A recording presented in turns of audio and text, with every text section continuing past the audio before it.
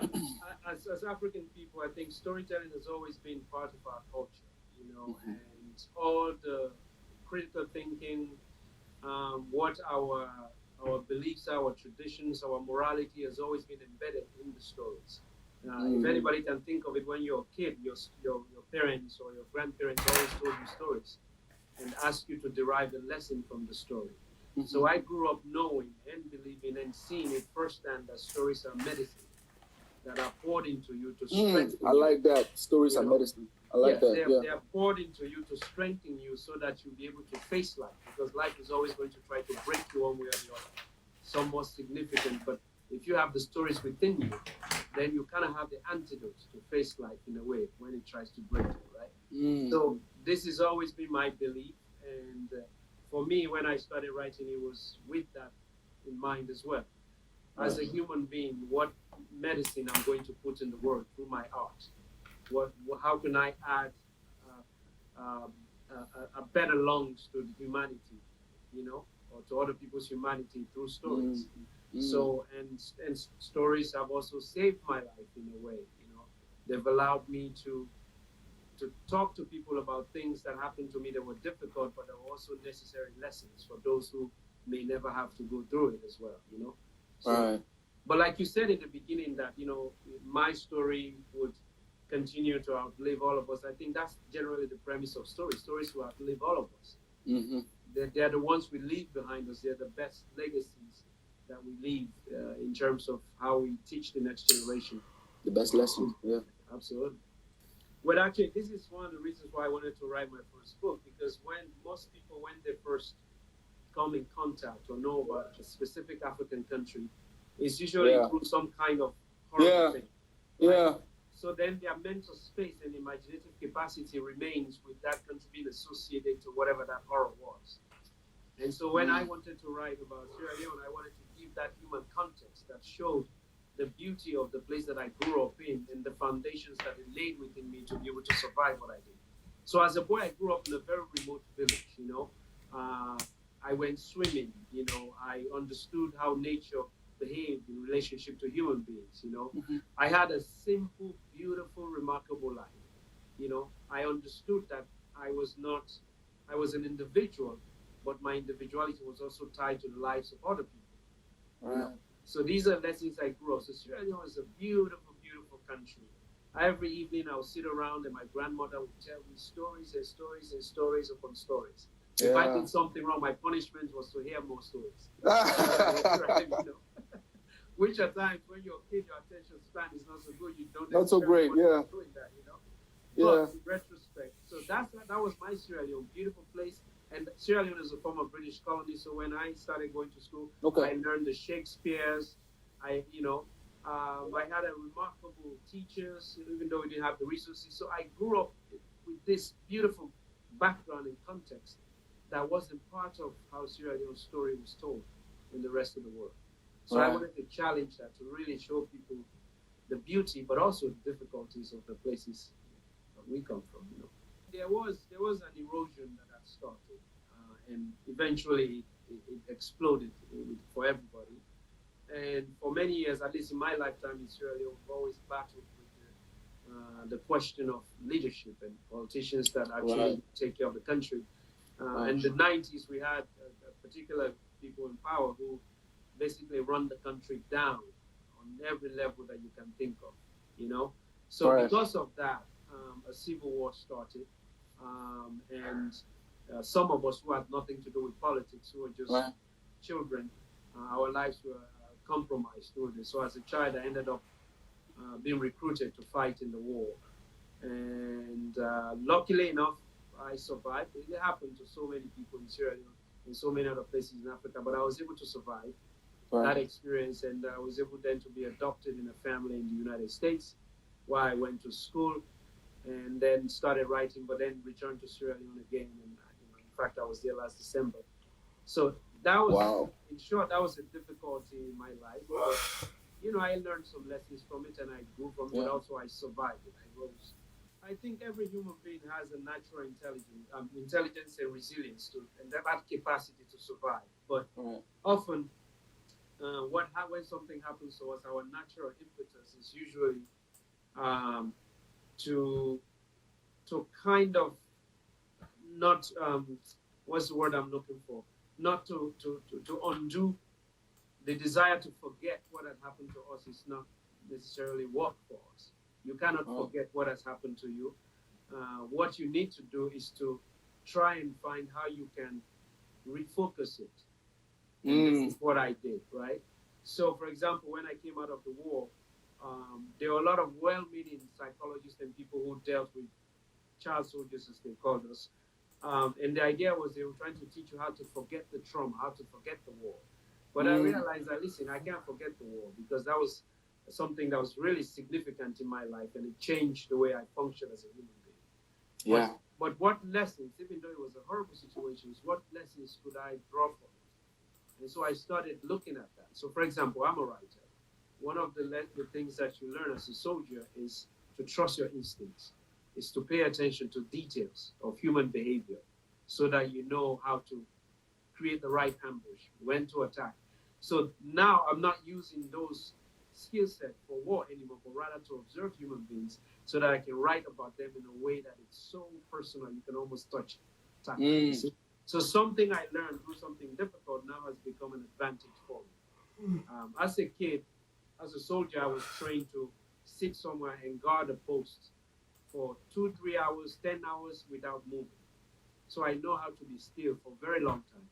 So what I decided to do, instead of trying to undo that, I used it to read books, to catch up, to gain knowledge. So I would go to a library and sit and decide that I'm not going to move until I read 2-3 books because I have that discipline.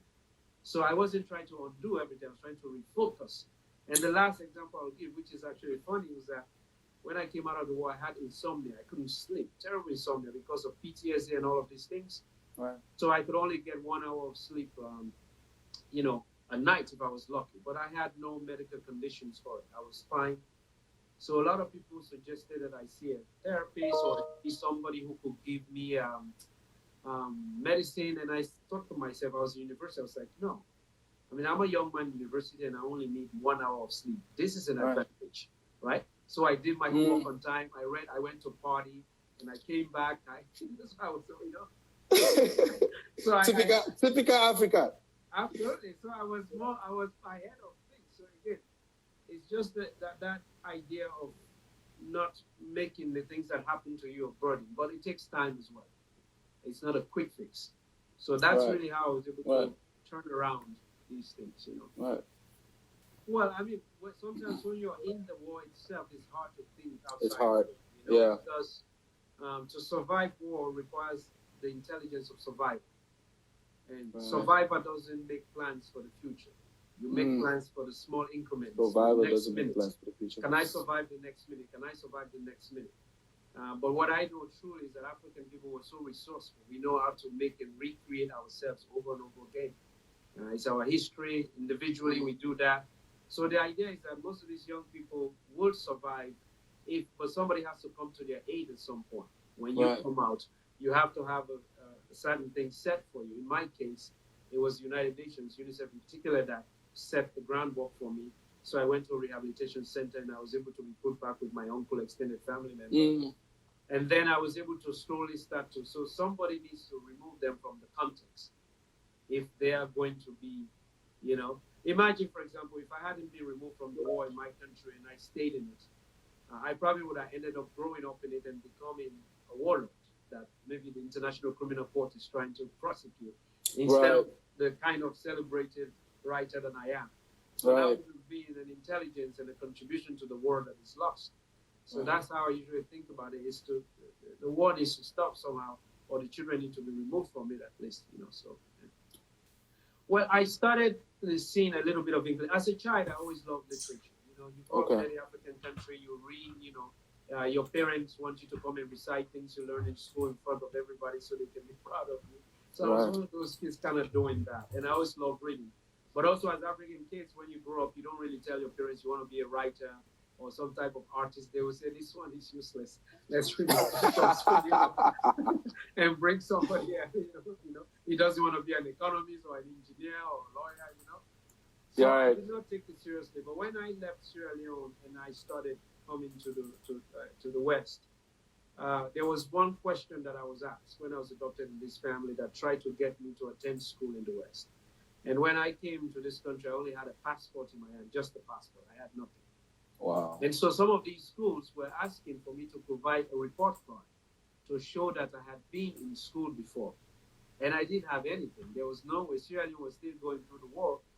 So I remember thinking to myself, well, if you've really experienced war, any kind of difficulty, you know that you're not running from war and thinking to yourself, I should find my report card. This is the only thing I need to look for now as I'm running for my life, Can you imagine? Yeah, so I decided to write an essay that was titled Why I Do Not Have a Report Card. Everybody wanted to know. It was so I explained that some parts of the world you don't even think about your report card because you have no worries, And that essay got me a scholarship to high school and university.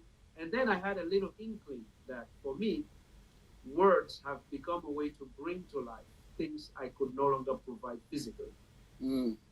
For example, when I was graduating from high school, everybody was asked to bring a baby picture for the yearbook. I did not have You didn't have one. Simple paraphernalia. Again, you don't take those things when you run away. So I decided to write a poem about how I imagined I may have looked like as a baby and put it where, if I had a picture, it could have gone. So again, words became a way to recreate myself, to give people a visual presentation of my history.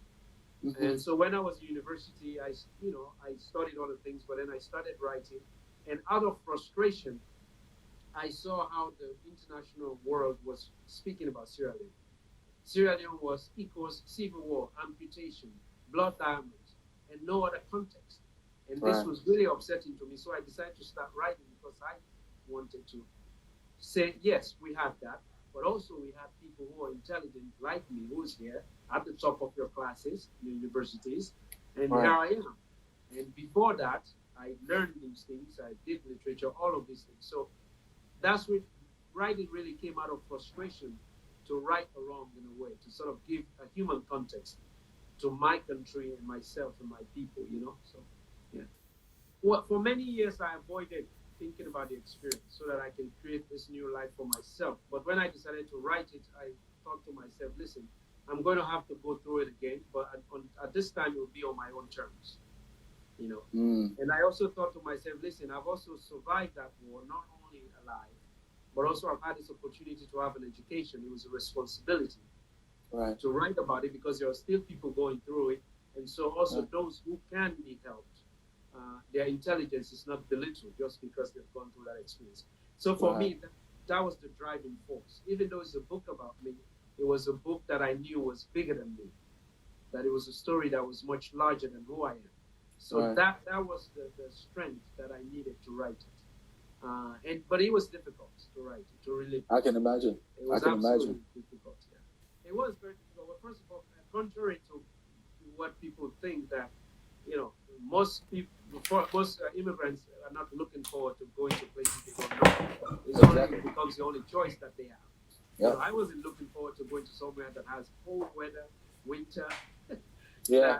Where, you sort of, there's no human interaction in the way I knew in my, But I love New York. I think it was the closest thing probably to, in the West, that similar to where I was coming from. In the sense that it's a city that's packed together. You can see people. I could also hear people speak my language because New York has so many people. But it was difficult to live in a different culture and to learn how to function. Even the idea of friendship had to be revisited, Yeah. For example, I started making friends in the beginning. And as you know, back home, somebody was your friend. They became your family. You showed up at their house whenever you wanted. You ate their food. You took their football and you went and played. I realized that in this country, you have to call your friends to make a plan when you can see them. You just show up, which I did. I showed up a few times and people were like, what are you doing here? What are you doing here? Well, where are you asking me? I'm your friend. I can come to your house whenever I like. So there are a lot of difficult cultural things you have to maneuver, just to fit in to some extent, if you ever will, even, So, well, listen, I think, this is a crisis that has affected the world. We've come from several similar crises in my country. We had the Ebola crisis, so people kind of have an experience. I think what my advice to people is always this. Listen, first of all, this moment should allow all of us to reflect on what our contributions are in the world and how we want to live, you know. But to most importantly, understand that as human beings, we're each other's keepers. Once we forget that, a lot of things are going to break in the world. More so now, I think, because of this virus, we're all realizing that what affects us affects everybody else as well. What we do affects everybody as well. We are learning that lesson. My worry, mostly because I've been through difficulties, is that people are feeling a little bit empathetic now because we're all in the same situation. But as soon as we all go out the door, if that even happens soon enough, everybody's going to go back to the way they've been. So my advice to people is this, you know, like empathy is practice. It's not something that just happens because we're all facing the same thing. And also, waiting for the normal to return to normal is the worst possible thing you can think of in a crisis situation. Because then you're just waiting. And that has its own powerful emotional and psychological impact it will have on you. What you have to think is about how can I appreciate this moment now? For example, I'm a parent and I have my kids at home. Usually they're in school, but now I have this moment because I'm not traveling to experience them, how they learn, because I have to administer, their school curriculum to them. So I have to appreciate that moment as opposed to waiting for when things return to normal. So I'm going to make this the new normality for me so that I can function well with it, so I can enjoy it, you know. That's the resilience. That's where resilience comes from. But I'm going to work hard on that, and I'm going to make sure I remember that constantly, you know. So not to scare anybody, but things are not going to go back to the way they used to be exactly. You know? You know, if you're waiting for that, you're setting yourself a very difficult trap to fall into. You know?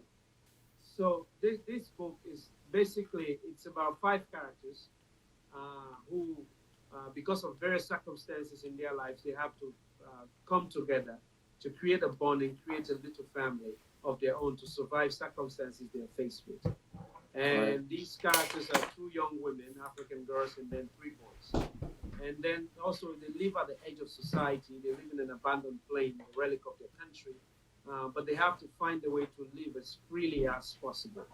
And like you said exactly, is that this book, the publication date, it came out on the 28th. And my publisher and I were going back and forth whether we should publish it or not. And I thought to myself, no, we should publish it because this book is so relevant to what's going on right now. As I mentioned earlier, our stories are medicine that we put back into the world. I believe this is one of those medicines now, because we've all had to recreate our own little families with what's going on.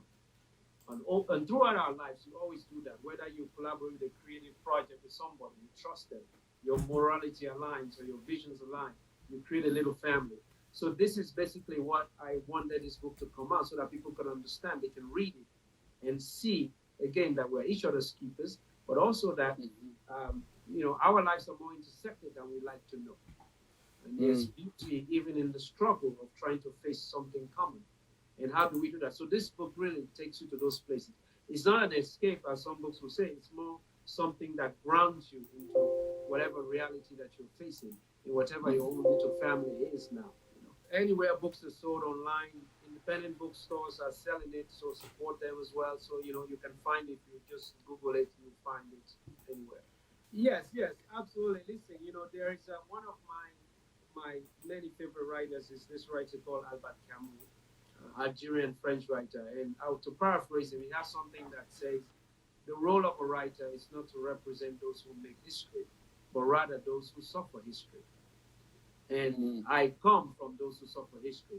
So when I write, I'm always trying to open a small window into the lives of those who we will never hear about because they don't have certain agency. But also I want to flood the sort of imaginative space in literature with names such as Ishmael, Mohammed, Isaac, Eliman. That's powerful.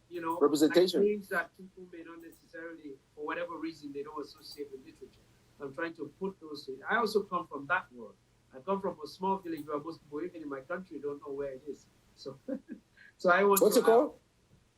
I was born in a place called Matrujong, and I grew up in a Matrujong, place called Kabati, Okay. Yeah. So I want to bring people to spaces to see that this idea of intelligence, of creativity, is universal. It is not only tied to certain people. You know, no matter where you are in the world, you can find brilliant, intelligent people. And so the only difference is that if you don't have the resources to capitalize on that intelligence or that creativity. So my stories usually is not to show necessarily strongly, just to show the strength of the human spirit, how it always survives and revives itself over and over again.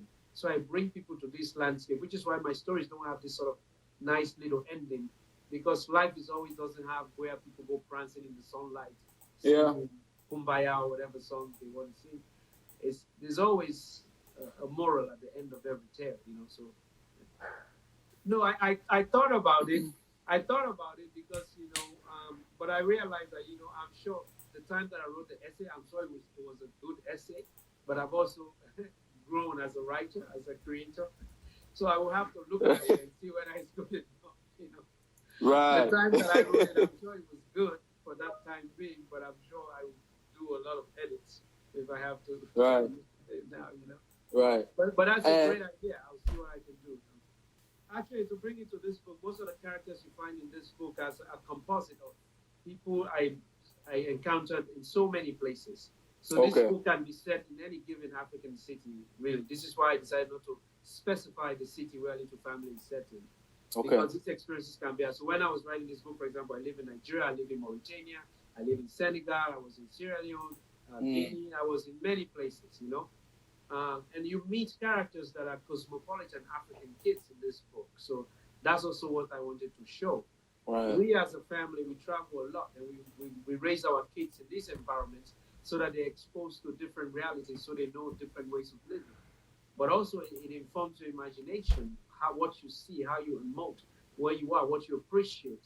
These things in traveling and seeing other cultures and living other places, it's the biggest teacher, it's the best teacher you would have in your life. Really. Like living in another culture and experiencing it, you know? Yeah.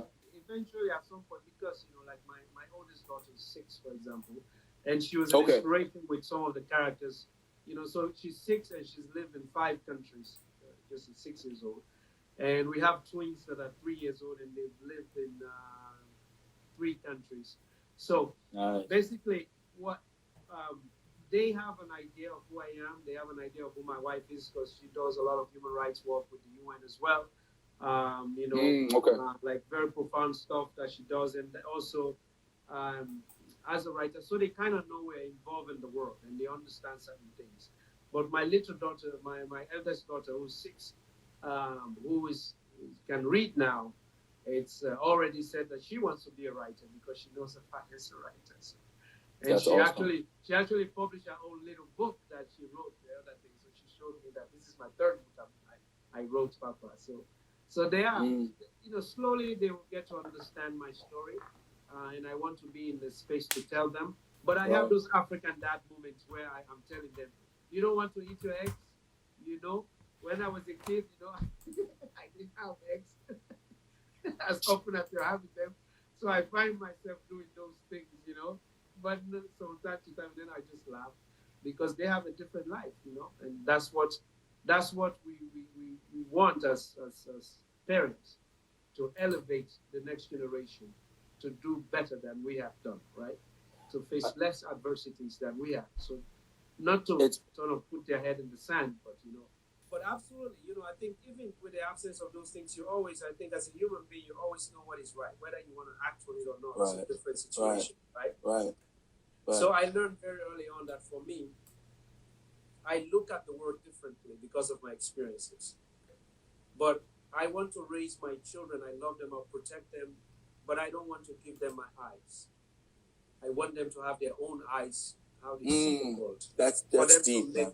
You know, for them to make that. So, but I think sometimes because we love our children and we want to protect them so much, we end up actually giving them our own baggage or giving them our own ideas of the world in a way that doesn't allow them to become who they are truly, right? So that is so profound, man. So what my wife and I are doing is that we're going to tell them what the world is, but we're going to let them also make those mistakes that they need to learn from. See for themselves.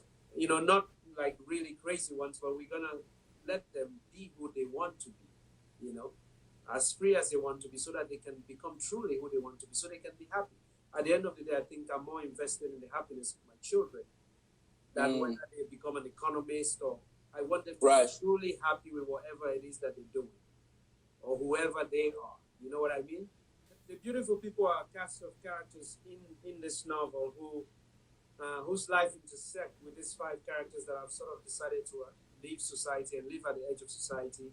And they come in, and one of the main characters, Kudimata, who's a young woman who throughout the narrative has to find what her femininity is, how she wants to be as a woman, becomes connected to these beautiful people who are basically the sons and daughters of successful people in the country, who, whatever their families have done, they're still young people, brilliant, they love their country, have lived in various countries. And so I wanted to show that transition, because often we have books about Africa that only talks about people coming from the remote part of that country, or people struggling, but we don't get to see the other part of Africa, which is that in the backdrop of all of this, there are very successful people living there. There's a lot of art. For example, you go to Dakar, in Senegal, it's an art city.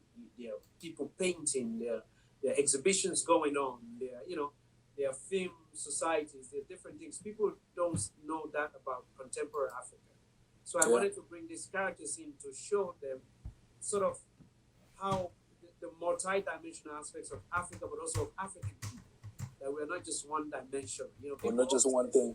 Exactly. We are many things, just like everybody else, So I wanted to show that nuance, and to introduce you to the world of that sophisticated Africa as well.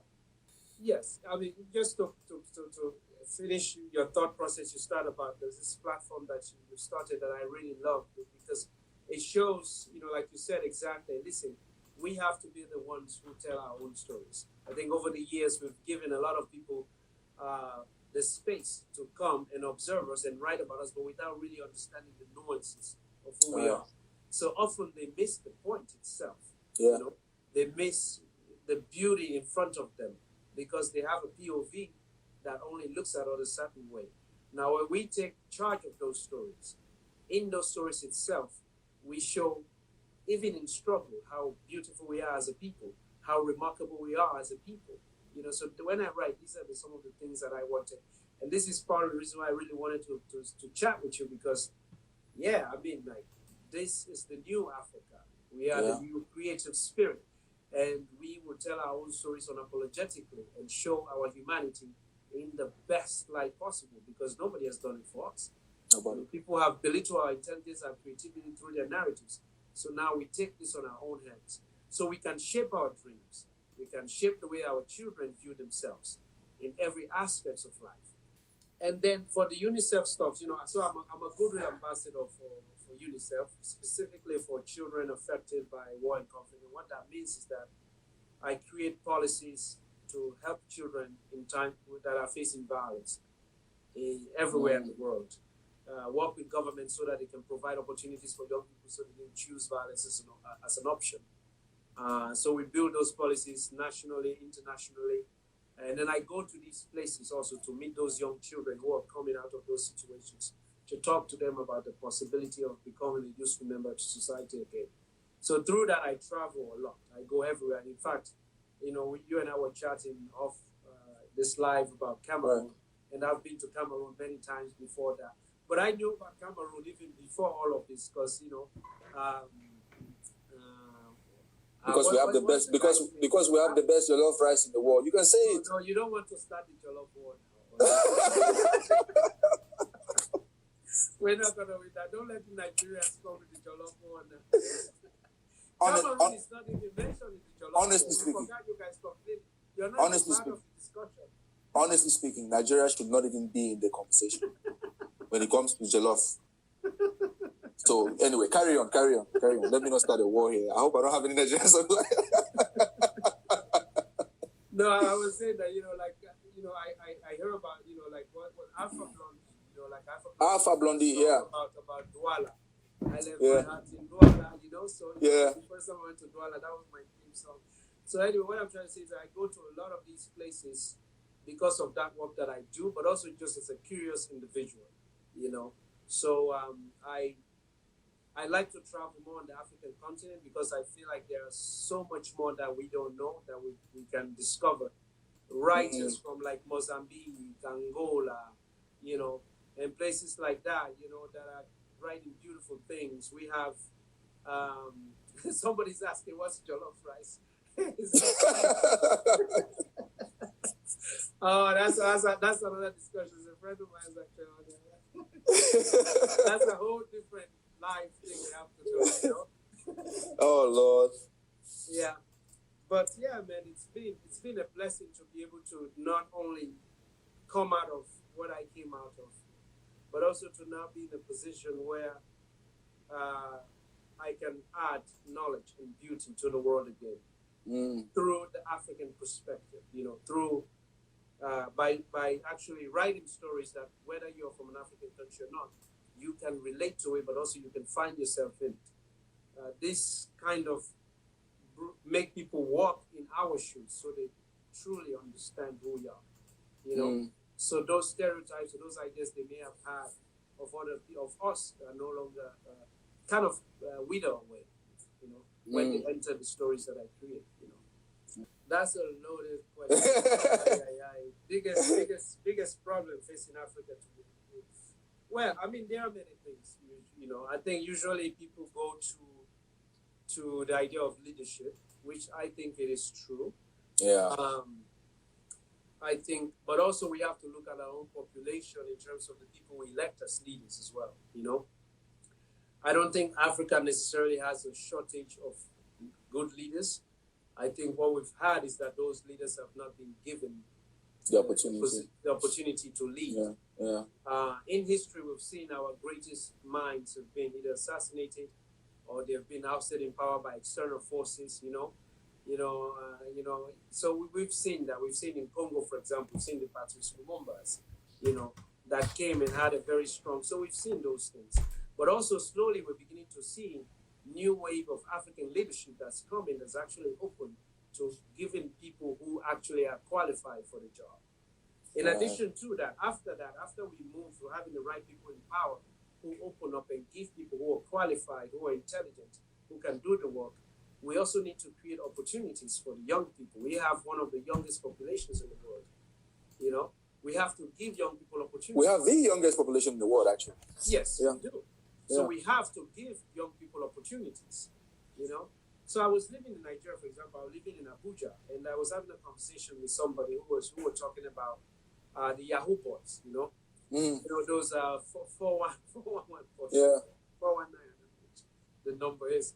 But and somebody was talking to them, listen, if I was in a position to give those guys a job, I would give them a job, because those guys, the fact that they have the intelligence to hack into the system and do things, these are you guys you need to hire for your cybersecurity. Absolutely. If you give those guys that opportunity, nobody's gonna be able to hack you, because what was the movie I believe it's Catch Me If You Can by exactly. That guy was hired by the CIA, right? After all the things he did, they were like, man, this guy, you have talent, come work for us. Because these are people who are actually crying for opportunities. Right. Once they can have it, they're gonna find ways that are legal. They're gonna find ways to do it. To survive, to live.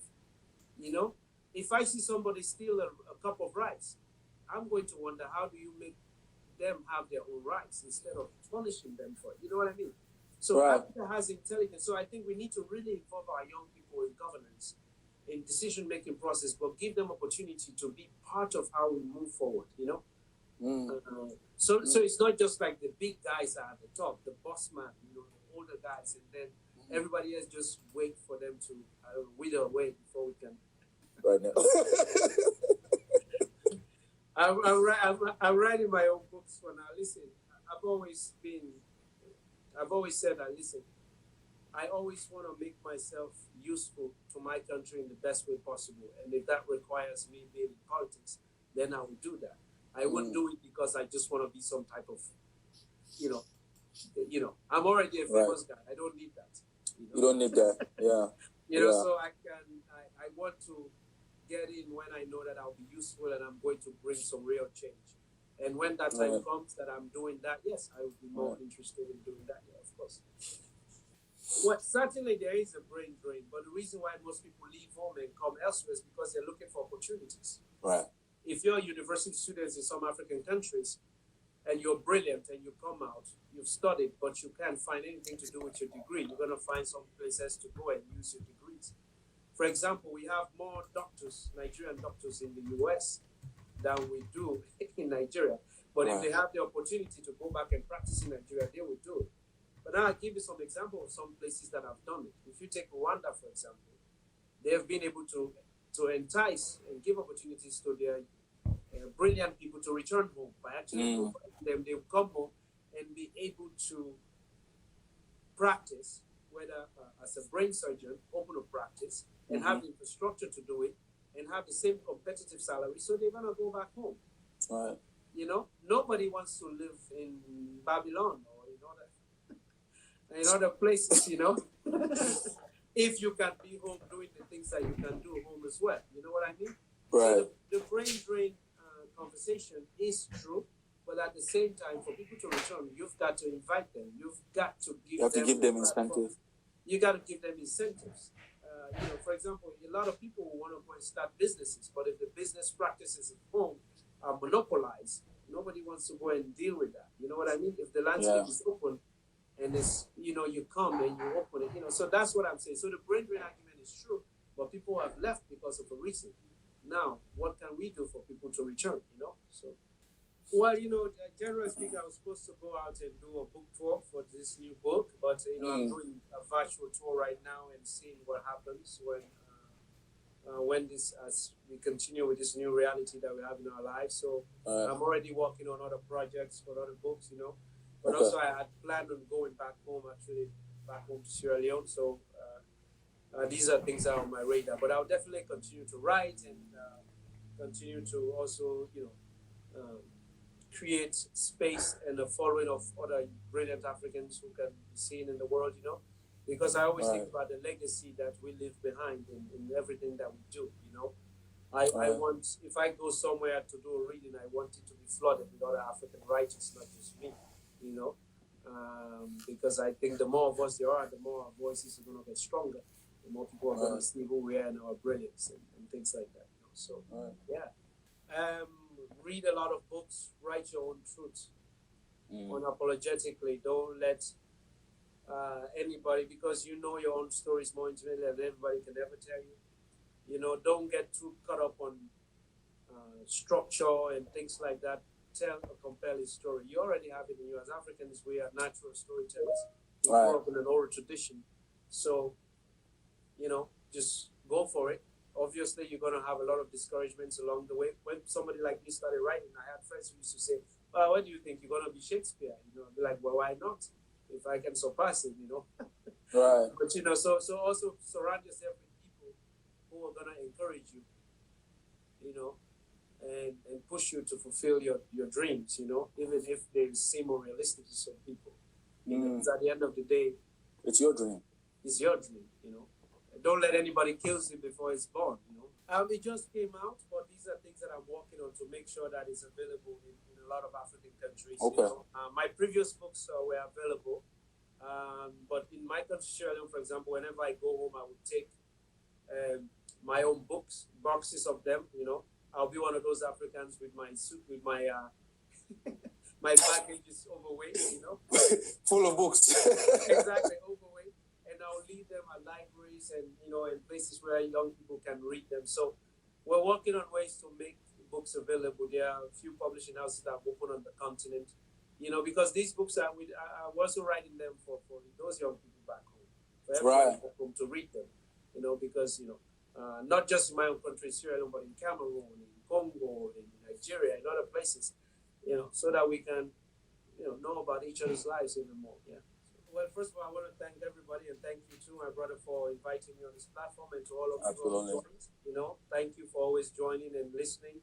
I do hope at some point we'll be able to all meet each other in person, but honestly, like this this new book, Little Family, I think it's a very relevant book right now. So I do hope you will get it and read it, and maybe it will give you a perspective into appreciating your own life, but also more importantly, your own little family that you're with right now. So from my own little family to yours, stay safe and stay well.